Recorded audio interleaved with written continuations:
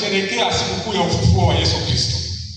Juzi siku ya Ijumaa, wale waliokuwepo tuliangazia sana habari ya msalaba. That was our focus. Na tukasema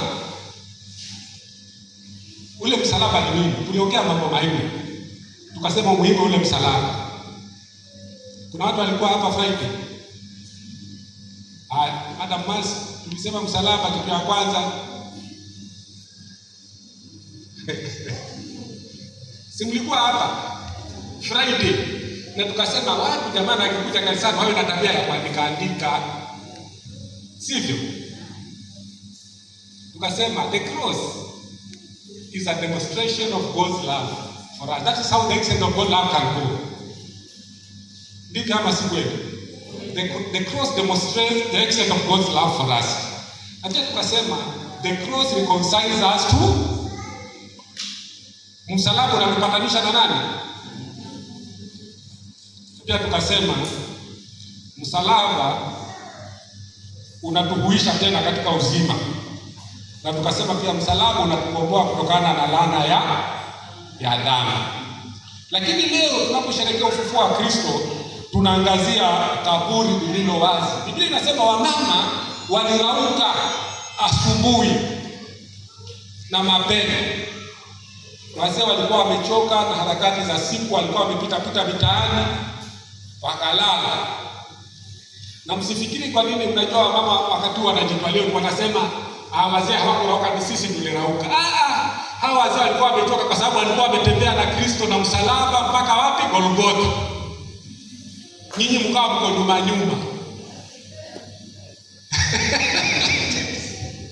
Kama wazee wanawatetea. Sasa wazee wakawa wamechoka, mama akafanya nini? Wakarauka. Lakini pia walipofika kule, walikuwa wanaenda kuulizana, wanasema ni nani atakayekuondolea jiwe?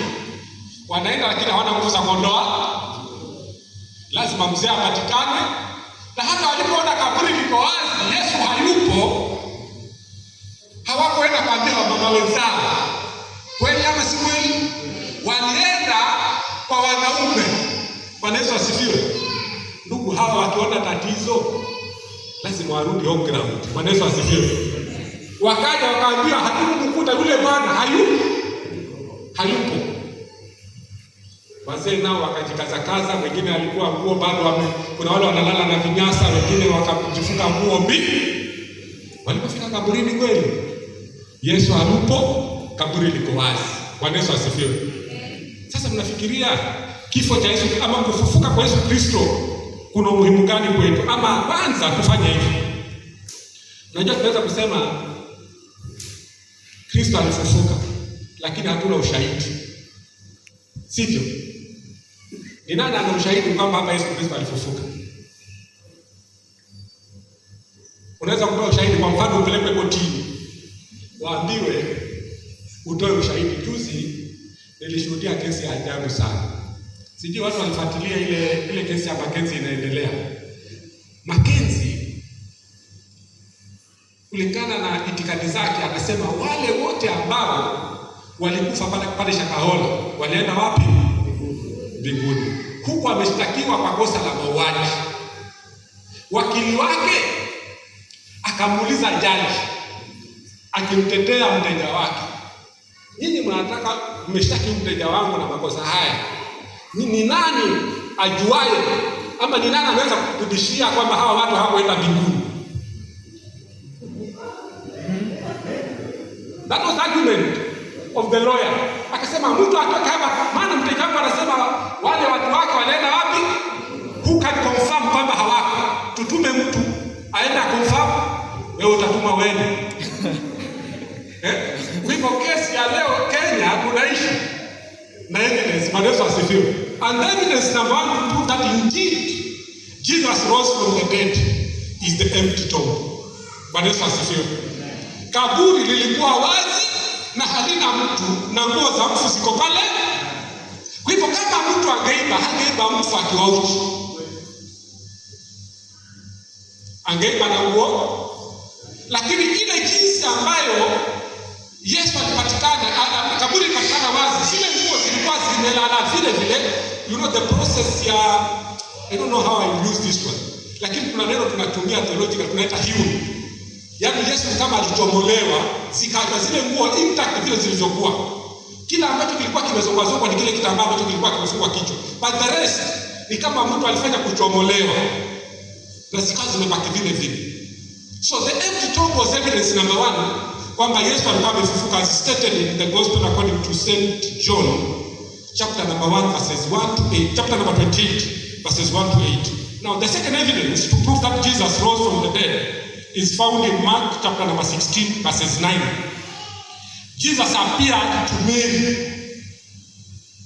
Hivyo kama hajafufuka, hajajitokeza kwa nani? Lakini si mtu atusomea hapo, unajua tunaweza kusema hapa kumbe tumeenda design za Mackenzie. John Mark chapter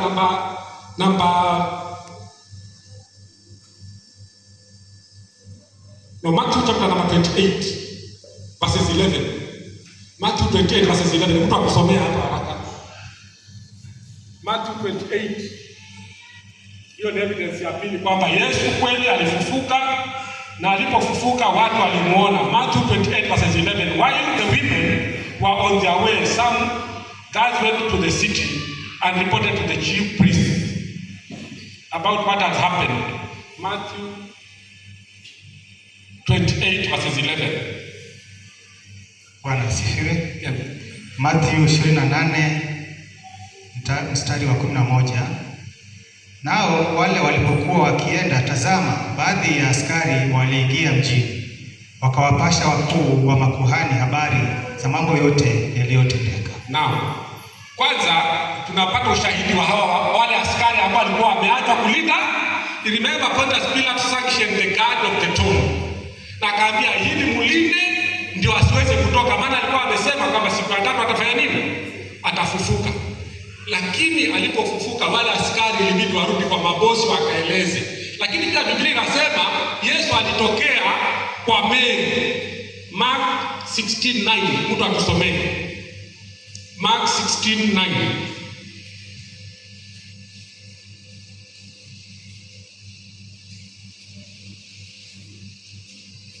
Mark 16:9. Yesu na Maria mtume na Hadija wamelalami naye tumeasemana. Nani ana hiyo? Mark 16:9. Mark 16:9 nasema hivi: naye alipofufuka alfajiri siku ya kwanza ya Ijumaa, alimtokea kwanza Mariamu Magdalene, ambaye kwamba alimtoa. Very good. So he appeared to people. One of them, Mary Magdalene, ambaye alikuwa amemtoa pepo hapo nyuma. That is evidence number 3 kwamba Yesu kweli amefufuka na alionekana. Unajua angekuwa anaongea habari za kwamba amefufuka na hakuonekana na mtu yoyote, hiyo tungekuwa tunashaka. But now he appeared to people. Na kama aliapia kwa Mary peke yake tunaweza pia kuwa na shaka. Why Mary? Labda ni vile alimtoa mapepo. Lakini pia kuna evidence number 4. Jesus appeared to his disciples on the road to Emmaus. Luke chapter number 24 verses 13. Evidence number 4. Luke chapter number 24 verses 13. Ameapia kwa Mary, sasa ameapia kwa wanafunzi. Who is there? Luke 24 verses 13. Luke 24 verse 13. Na tazama, siku ile ile watu wawili miongoni mwao walikuwa wakienda kijiji kimoja, jina lake Emau, kilichokuwa mbali na Yerusalemu kama mwendo wa saa 2. Very good. Endelea kidogo. Nao walikuwa wakizungumza wao kwa wao habari za mambo hayo yote yaliyotukia. Endelea. Ikawa katika kuzungumza na kuulizana kwao, Yesu mwenyewe alikaribia akaandamana nao. Macho yao yakafumbwa wasimtambue. Akawaambia, ni maneno gani haya mnayosemezana hivi mnapotembea? Wakasimama wamekunja nyuso zao.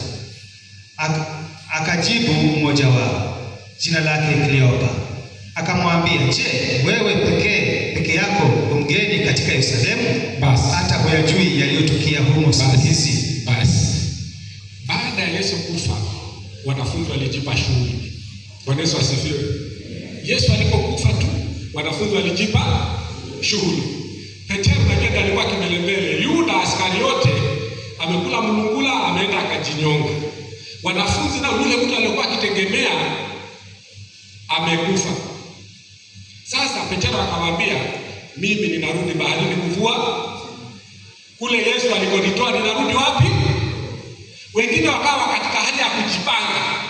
Wengine wakawa wanaenda Emmaus disparate wakizungumza, sasa vitakuwaje hivi? Walimuonea mtu wa watu, wakamuua, wakamfanya hivi, wakamfanya hivi, Yesu akatoka katikati yao. Na Biblia inasema macho yake akafungwa wasimtambue. Lakini walipokuwa akaendelea kuzungumza hivi, akamwauliza, mnaongeleshana nini? Na walipokuwa akaendelea kidogo, wakamwambia, Bwana, giza limeingia, ingia hapa uwe pamoja nasi, maana kunatisha. Alipoingia pale, kama desturi yake, ukatolewa chakula, akaomba, akashukuru, akaongeza mkate, akawapa, macho yake akafunguka, akafanya nini? Akatoweka. Lakini evidence yangu ya mwisho, kama ningekuwa kotini, ningejitetea namna hii, na nimeulizwa proof that Jesus indeed rose from the dead, ningemaliza na hii. John chapter 21 verses 1. John chapter 21 verses 1. Mtu asome hiyo tumalize. John 21 verses 1 asome. Yohana 21 fungu la kwanza. Baada ya hayo Yesu alijidhihirisha tena kwa wanafunzi wake penye bahari ya Tiberia, naye alijidhihirisha hivi: Simoni Petro na Tomaso aitwaye Pacha na Nathanieli na wa Kana ya Galilaya na wana wa Zebedayo na wengine wawili wanafunzi wake walikuwapo pamoja. Simoni Petro aliwaambia, naenda kuvua samaki. Nao wakamwambia, sisi nasi tutakwenda nao. Basi wakaondoka wakapanda chomboni, ila siku ile hawakupata kitu. Hata asubuhi ilipokucha, Yesu alisimama ufuoni, lakini wanafunzi hawakujua kuwa ni Yesu. Basi Yesu akawaambia, wanangu, mna kitoweo? Wakamjibu, la. Akawaambia, litupeni jarife upande wa kuume wa chombo, nanyi mtapata. Basi wakatupa, wala sasa hawakuweza kulivuta tena kwa sababu ya wingi wa samaki. Asante. Tumalize hapo. If you have to be taken to a court of law to prove, to give evidence of Jesus' resurrection, then this will fight for you. Bwana Yesu asifiwe. Hii ingekusaidia. But huu shuhuda ama his evidence ama huu shahidi hautoshi. Why was it necessary for Christ to resurrect from the dead? Umuhimu wake ni nini kwetu sisi wa Kristo? Ufufuo wa Kristo kwetu sisi una umuhimu gani?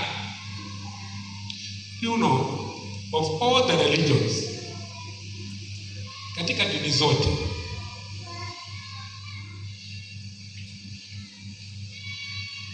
Ukristo uko juu kwa sababu ya hii factor moja, the resurrection factor. Bwana Yesu asifiwe. Unajua kuna dini ngapi ambazo unazijua? Kuna the Buddhist. Gautama Buddha ambaye alianzisha lile dhehebu la Kibudha alifanya nini? Alikufa na hakufufuka. Mtume Muhammad sallallahu alaihi wasallam, unamjua? Alianzisha dini gani? Dini ya babahu. Unajua kilichomfanyikia mtume? Bwana Yesu asifiwe. Unajua kilichofanyikia mtume hata kama hamjui, kuna vile mlisikia. Alifanyika nini?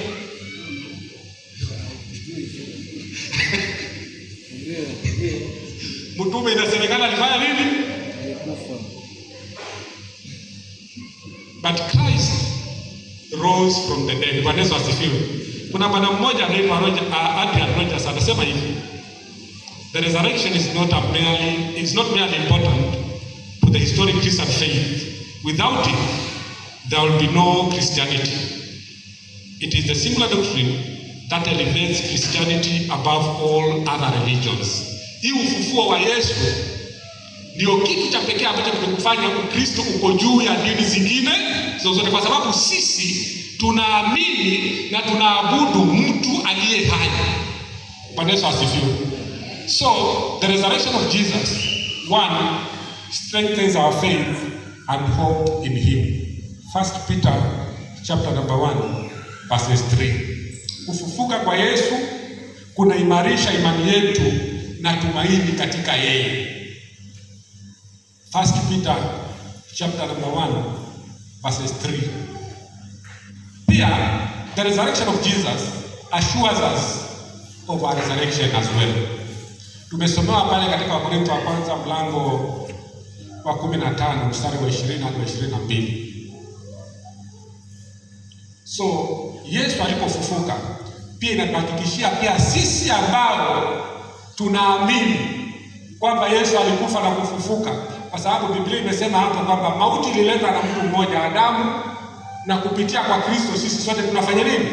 Tunafufuka. So if you believe in him, ndipo sasa akaambia, amina amina nawaambia, mtu anayeamini mimi hata ajapokufa ataishi tena. Kwa hivyo sisi tunatumaini la kuishi tena kwa sababu yeye tunayemwamini alishinda kifo na mauti. That is the significant number 2. Number 3 and the last one. Hili pia linatuhakikishia kwamba sisi tutashinda mauti. Tusome 1 Corinthians chapter number 15 verses 55 to 57. 1 Corinthians chapter number 15 verses 55 and 57. Shida hii Biblia yangu ni ya Kizungu, nilifundishwa na wale watoto jana, walisema nisikuwe nikibeba Biblia ya Kiswahili maana wao ni wazungu. 1 Corinthians 15 verses 55 inasema, Korintho wa kwanza 15 55 and 57. Yes, 257. Okay. Kuwapi ewe mauti kushinda kwako? Wapi ewe mauti uchungu wako? Uchungu wa mauti ni dhambi, na nguvu za dhambi ni torati. Lakini Mungu na ashukuriwe atupaye kushinda kwa Bwana wetu Yesu Kristo. Basi ndugu zangu wapendwa, umeenda sana. Basi Mungu na ashukuriwe atupaye kushinda kupitia kwa Bwana wetu Yesu Kristo. Ndugu zangu, kufufuka kwa Yesu Kristo kutupatia sisi tumaini katikati ya zile changamoto ambazo tunapitia. Baada ya Yesu kufa, kama ilivyoratibiwa katika kitabu cha Yohana Injili ya Yohana mlango 20, wanafunzi walikaa wakiwa wamechanganyikiwa, walikosa matumaini, kwa sababu mtu aliyekuwa kiongozi wao, mtu aliyekuwa tumaini lao, mtu ambaye alikuwa akiwapea kila hitaji, mtu aliyekuwa mponyaji wao, alikuwa hayupo tena. Ndiposa wanafunzi wakaamua kwamba tutarudi bahari tukajitafutie. Bwana Yesu asifiwe. They were so hopeless. What are we doing? What will we do now? Tutaishije? Kwa sababu when they were hungry, Jesus will provide food for them. Unakumbuka siku moja wameenda kuhubiri na ikafika wakati wa jioni. Yesu akawaambia, wapeni hawa watu chakula. Wakasema, sisi hapa hatuna kitu. Bwana Yesu asifiwe. Hapa hakuna kitu cha kuliwa.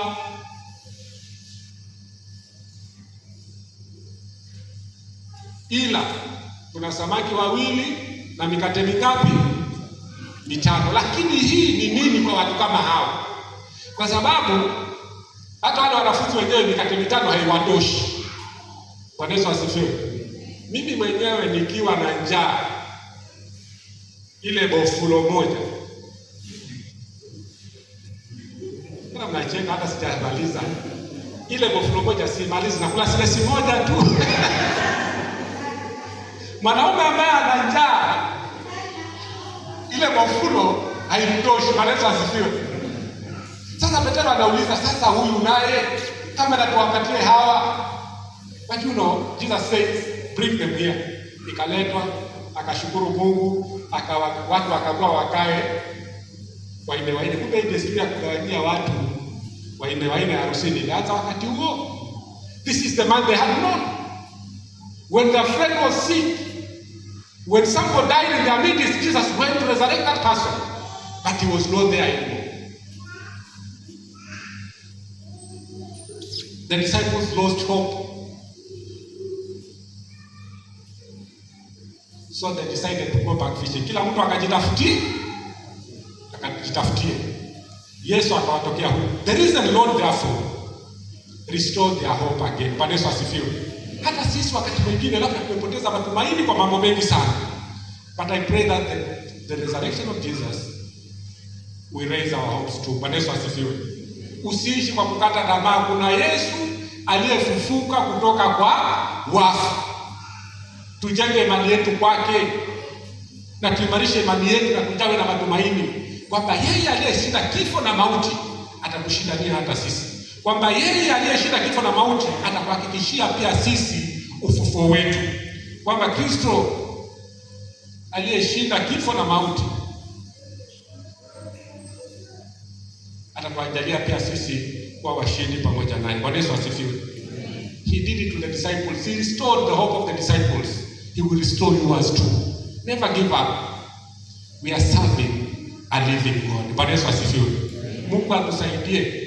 Tembea kichwa ikiwa you can imagine how happy the disciples were. Wameenda kule wamekesha siku nzima. Hawakupata kitu. Why? They were no longer fishers. When Jesus called them kule baharini, aliwaambia kwanza leo ndio wafanya wavuvi wa watu. Lakini Kristo alipoondoka, matumaini yao yakapotea, wakarudi kuvua samaki. Yesu anapotokea hawajapata kitu. They have spent everything, their energy, but they didn't get anything. Akaenda akamwambia, mmepata kitu? Rusheni nyavu hapa. Then they had something to eat. This is the resurrected Lord we are speaking about this morning. May the Lord who rose from the dead rise your hopes as well. Rise your faith and put your trust in Him. In the name of God the Father, the Son, and the Holy Spirit we pray.